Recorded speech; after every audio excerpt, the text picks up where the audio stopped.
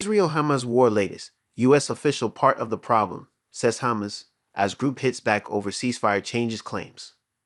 Hamas says it wants written guarantees from the U.S. before agreeing to a ceasefire deal, as it hits back at Anthony Blinken over his claims that the group wanted substantial changes to the deal. Israel's tit-for-tat escalation with Hezbollah is dangerous and risks all-out war. The two main features of our coverage today have been the apparent breakdown of the ceasefire plan approved by the UN Security Council on Monday, and the exchange of missile attacks between Israel and Lebanon's Hezbollah. The two strands are very much intertwined, a point made today by Meir Zanzan, the senior Israel analyst with the International Crisis Group, a conflict resolution organization. In a piece for the New York Times, she references the fact that Israeli officials have repeatedly insisted the country cannot stop the war in Gaza, not just because Hamas is still not entirely defeated, but because of what it means for Israel's power projection in the region, specifically in relation to Hezbollah and Iran. As she says, a number of Israeli officials think another war with Hezbollah is a matter of time, while far-right politicians have begun calling for an invasion of Lebanon. But the reality on the ground tells a different story, she writes. The military, which is accustomed to short wars, seems fatigued, as is the Israeli public, which wants a new government.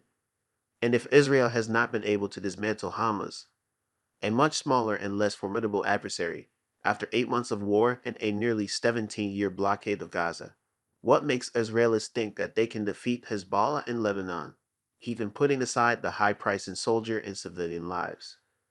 Continuing on the current trajectory of escalating tit-for-tat attacks is also dangerous, not just because of what Hezbollah is learning, but also because the risk of all-out war, even if no one wants one, is constantly rising because of miscalculations in the expanding battlefield and potency of the weapons used.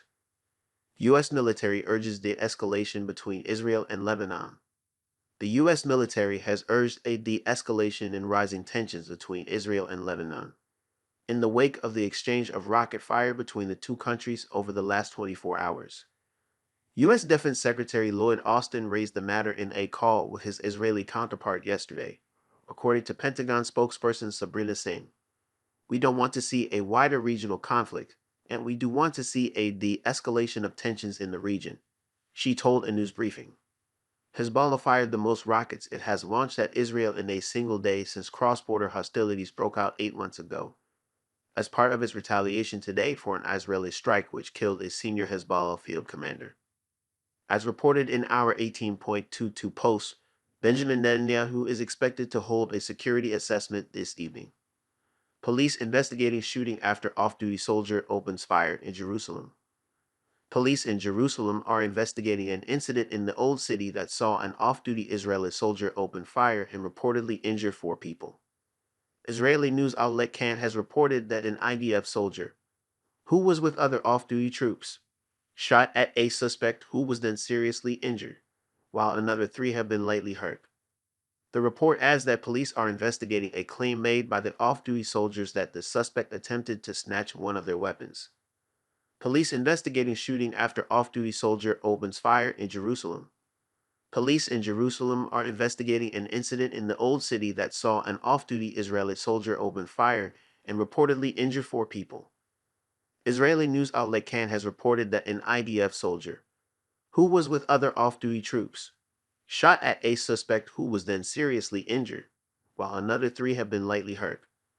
The report adds that police are investigating a claim made by the off-duty soldiers that the suspect attempted to snatch one of their weapons. Police investigating shooting after off-duty soldier opens fire in Jerusalem. Police in Jerusalem are investigating an incident in the Old City that saw an off-duty Israeli soldier open fire and reportedly injure 4 people.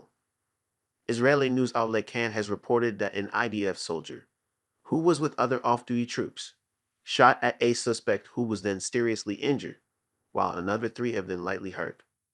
The report adds that police are investigating a claim made by the off-duty soldiers that the suspect attempted to snatch one of their weapons. Netanyahu holding security assessment after rocket barrage.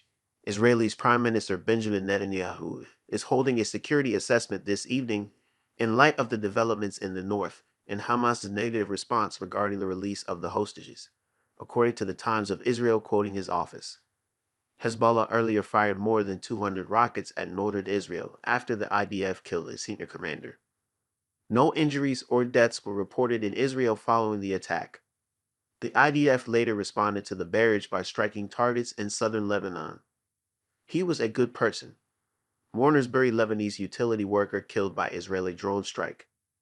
Dozens gathered in the southern Lebanese town of Naqoura today to mourn the death of a public utility worker killed by an Israeli drone strike. Style al-Mahmedi was severely injured when he was struck by a drone while driving his motorcycle in the coastal town, according to Lebanon's state-run national news agency. Mr. Mahdi, identified as a worker for the South Lebanon water establishment, was helping to supply water to Naqoura when he was hit, later succumbing to his injuries. Funeral attendee Samir al-Hassan told reporters, Salah was one of the guys who was persistent and patient. He was a good person. He didn't want to leave the town because he wanted to serve the public with water. So people asked him why he didn't leave. He said he wanted to stay to give people water and he wasn't scared of death. More than 400 people have been killed in Lebanon over the past 8 months in ongoing clashes between the Israeli military and the Hezbollah group. Hezbollah, a key Hamas ally, maintains that it will stop attacking northern Israel when the war in Gaza ends. Gaza population facing catastrophic hunger and famine-like conditions. The head of the World Health Organization, OSHU, says a significant proportion of Gaza's population is now facing catastrophic hunger and famine-like conditions. Since 7 October, the escalating crisis in Israel and the occupied Palestinian territory has caused large numbers of civilian deaths and injuries. The vast majority of these have been in Gaza, where airstrikes and a lack of medical supplies, food, water, and fuel have almost completely wiped out an already under-resourced health system. Despite reports of increased delivery of food, there is currently no evidence that those who need it most are receiving sufficient quantity and quality of food, said WHO Director General Tedros Adhanom Ghebreyesus. A significant proportion of Gaza's population is now facing catastrophic hunger and famine-like conditions. Tedros says there are more than 8,000 children under 5 years old who have been diagnosed with acute malnutrition, including 1,600 children with severe acute malnutrition. He said, our inability to provide health services safely, combined with the lack of clean water and sanitation, significantly increases the risk of malnourished children. Crowds mourn senior Hezbollah commander in Lebanon. In the southern suburbs of Beirut, crowds turned out to mourn the death of senior Hezbollah commander Talib Sani Abdullah. He was killed late yesterday in an Israeli strike in southern Lebanon. Hezbollah fired a huge barrage of rockets into northern Israel today in response. White House says some Hamas ceasefire proposal changes differ substantially. A blame game appears to be taking place between Hamas and the U.S. today, with both sides accusing the other of causing problems with the ceasefire proposal. White House National Security Advisor Jake Sullivan has been discussing the proposal this afternoon, after the U.S. said Hamas had proposed unworkable changes. Many of the proposed changes are minor and not unanticipated, Ms. Sullivan said. Others differ more substantially from what was outlined in the UN Security Council resolution. Mr. Sullivan did not provide details as to the changes the U.S. is claiming Hamas proposed. He added that the U.S. would work with Egypt and Qatar to bridge the gaps in the proposal. Hamas earlier denied it had put forward new changes to the potential deal. Some clue as to the nature of the disagreement and the changes the U.S. is referring to was offered in comments senior Hamas official Osama Hamdan made to Al-Mayadeen yesterday. He told the outlet that the plan discusses a ceasefire in Gaza but does not specify that it is permanent, despite Joe Biden having referred to a permanent ceasefire. We have amended this, Hamdan said.